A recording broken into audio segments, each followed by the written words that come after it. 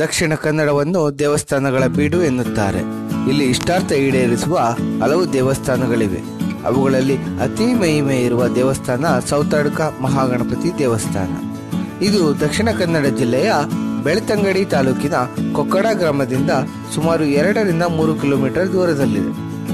ಸೌತಡ್ಕ ದೇವಸ್ಥಾನದ ವಿಶೇಷತೆ: ದೇವಸ್ಥಾನವೆಂದರೆ ಸಾಮಾನ್ಯವಾಗಿ ಗರ್ಭಗುಡಿ, ಸಂಧ್ಯಾ ಮಂಟಪ, ಸುತ್ತುಪೌಳಿ, ಗರುಡಗಂಬ, ಶಿಲ್ಪಗಳ ಕೆತ್ತನೆಗಳುಳ್ಳ ಬಾಗಿಲುಗಳು ಇರಲೇಬೇಕು.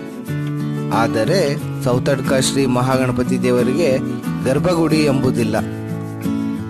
ಬಯಲೆ ಆಲಯವಾಗಿ ಹೊಂದಿರುವ ಕ್ಷೇತ್ರವಿದು. ಇಲ್ಲಿ ಗಣಪನಿಗೆ ಆಕಾಶವೇ ಚಾವಣಿ, ಸುತ್ತಲೂ ಇರುವ ಹಸಿರು ಮರಗಿಡಗಳ ನೆರಳೇ ಕಟ್ಟಡ. ಭಕ್ತರು ಯಾವ ಹೊತ್ತಿನಲ್ಲಿ ಬೇಕಾದರೂ ಬಂದು ಗಣಪತಿಯ ದರ್ಶನ ಮಾಡಬಹುದಾದ ಕಾರಣಿಕ ಕ್ಷೇತ್ರವಿದು. ಇಲ್ಲಿ ಗಣಪತಿಯ ಕಪ್ಪು ಶಿಲೆಯ ಮೂರ್ತಿಯ ಪಕ್ಕದಲ್ಲೇ ಸಿದ್ಧಿ ಬುದ್ಧಿಯ ಮೂರ್ತಿಗಳೂ ಇವೆ. ದೇವಾಲಯದ ಇತಿಹಾಸ: ಸ್ಥಳ ಪುರಾಣದ ಪ್ರಕಾರ ಹಿಂದೆ ಈ ಪ್ರಾಂತ್ಯವನ್ನು ಆಳುತ್ತಿದ್ದ ರಾಜಮನೆತನದವರ ಆರಾಧ್ಯ ದೈವವಾದ ಈ ಗಣೇಶನ ದೇವಸ್ಥಾನವು ರಾಜಮನೆತನದವರಿಗೆ ಮಾತ್ರ ಮೀಸಲಾಗಿತ್ತು.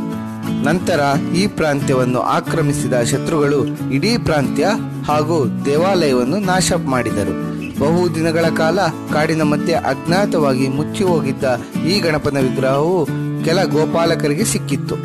ಅವರು ಅತ್ಯಂತ ಭಕ್ತಿಭಾವದಿಂದ ಆ ಗಣಪತಿಯನ್ನು ತಂದು ಈ ಪ್ರಶಸ್ತವಾದ ಜಾಗದಲ್ಲಿ ಪ್ರತಿಷ್ಠಾಪಿಸಿದರು.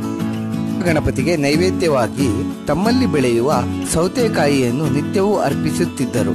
ಆ ಕಾರಣದಿಂದ ಈ ಗಣಪತಿಗೆ ಸೌತಡ್ಕ ಮಹಾಗಣಪತಿ ಎಂಬ ಹೆಸರು ಬಂದಿದೆ. ಕೆಲ ದಿನಗಳ ನಂತರ ಈ ಗಣಪತಿಗೆ ಕೆಲ ಭಕ್ತರು ದೇವಸ್ಥಾನವನ್ನು ಕಟ್ಟಬೇಕೆಂದು ಬಯಸಿದಾಗ ಈ ಗಣಪತಿ ಅವರ ಕನಸಿನಲ್ಲಿ ಕಾಣಿಸಿಕೊಂಡು ತಾನು ಮುಕ್ತ ವಾತಾವರಣದಲ್ಲಿಯೇ ಇರಲು ಇಚ್ಛಿಸುವುದಾಗಿ ಆದೇಶಿಸಿದನಂತೆ. ನಂತರ ಆ ಭಕ್ತಾದಿಗಳು ದೇವಸ್ಥಾನ ಕಟ್ಟುವ ವಿಚಾರವನ್ನು ಕೈಬಿಟ್ಟರಂತೆ. ಕೋರಿಕೆಗಳನ್ನು ಈಡೇರಿಸುವ ಗಣಪತಿ: ಭಕ್ತರು ಗಣಪನಲ್ಲಿ ತಮ್ಮ ಇಚ್ಛೆಗಳನ್ನು ಹೇಳಿಕೊಂಡು ಇಲ್ಲಿ ಒಂದು ಗಂಟೆ ಕಟ್ಟಿದರೆ 45 ದಿನಗಳ ಒಳಗಾಗಿ ಅವರ ಇಚ್ಛೆ ಪೂರ್ಣಗೊಳ್ಳುವುದು ಎಂಬ ನಂಬಿಕೆ ಭಕ್ತರದು.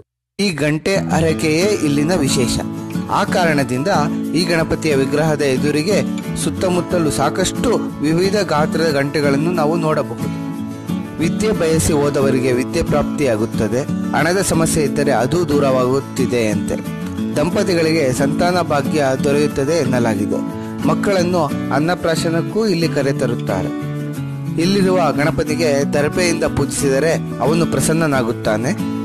ಇನ್ನು ಇಲ್ಲಿ ಬರುವ ಭಕ್ತರು ಗಣಪತಿಗೆ ಸೌತೆಕಾಯಿಯನ್ನು ನೈವೇದ್ಯವಾಗಿ ಅರ್ಪಿಸುತ್ತಾರೆ. ಈ ಕ್ಷೇತ್ರದಲ್ಲಿ ಭಕ್ತರಿಗೆ ಎಲ್ಲಾ ದಿನವೂ ಮಧ್ಯಾಹ್ನ ಅನ್ನದಾನದ ವ್ಯವಸ್ಥೆ ಇದೆ. ಸಂಕಷ್ಟಿ ದಿನ ಹಾಗೂ ಚೌತಿ ಸಂದರ್ಭದಲ್ಲಿ ಸಾವಿರಾರು ಭಕ್ತಾದಿಗಳು ಇಲ್ಲಿಗೆ ಬರುತ್ತಾರೆ.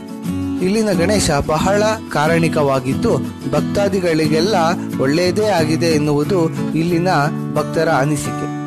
ತಲುಪುವ ಮಾರ್ಗ: ಧರ್ಮಸ್ಥಳದಿಂದ 16 ಕಿಲೋಮೀಟರ್, ಸುಬ್ರಹ್ಮಣ್ಯದಿಂದ 45 ಕಿಲೋಮೀಟರ್, ಮಂಗಳೂರಿನಿಂದ 82 ಕಿಲೋಮೀಟರ್ ಮತ್ತು ಕೊಕ್ಕಡದಿಂದ ಕೇವಲ 3 ಕಿಲೋಮೀಟರ್ ದೂರದಲ್ಲಿರುವ ಈ ಕ್ಷೇತ್ರಕ್ಕೆ ಸಾಕಷ್ಟು ಸಾರಿಗೆ ಬಸ್ಗಳ ವ್ಯವಸ್ಥೆ ಇದೆ.